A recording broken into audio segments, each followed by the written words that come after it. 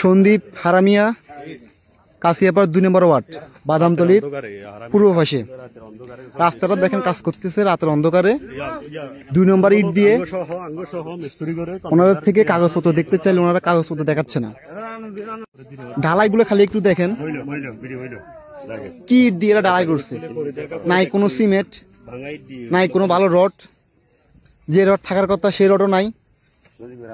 আমরা 2 নম্বর ওয়ার্ডের জনগণ এই রাস্তা নিয়ে কত কষ্ট করছি, অনেক বলার পরে এই রাস্তাটা কাজ আসছে, কিন্তু দেখেন কাজের কি নমুনা।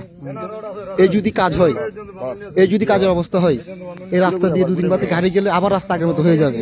তাহলে কি লাভ এই কাজটা করে? রডের নিচে ইট দেওয়ার কথা, রডের নিচে একটা ইটও নাই এবং রডগুলা বাঁধা নাই।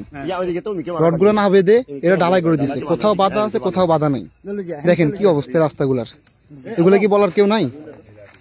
ঢালাই করার কথা 5 ইঞ্চি, কিন্তু কোথাও 2 ইঞ্চি, কোথাও 3 ইঞ্চি, 4 ইঞ্চি, কোথাও এরা ঢালাই ঠিক মতো করে নেই। 5 ইঞ্চি দূরের কথা। এই দেখেন এরা রাস্তা রিপেয়ারিং করতেছে নাকি রাস্তা নতুন করে কাজ করতেছে বুঝতেছি না। এই যে দেখেন আগে রাস্তার উপর দিয়ে ঢালাই করে দিবে, তাহলে কি হলো জিনিসটা? এখানে ভাঙার কথা, ভেঙে ঢালাই করার কথা, কিন্তু এটা না ভেঙে এটার উপর দিয়ে ঢালাই করে দিচ্ছে।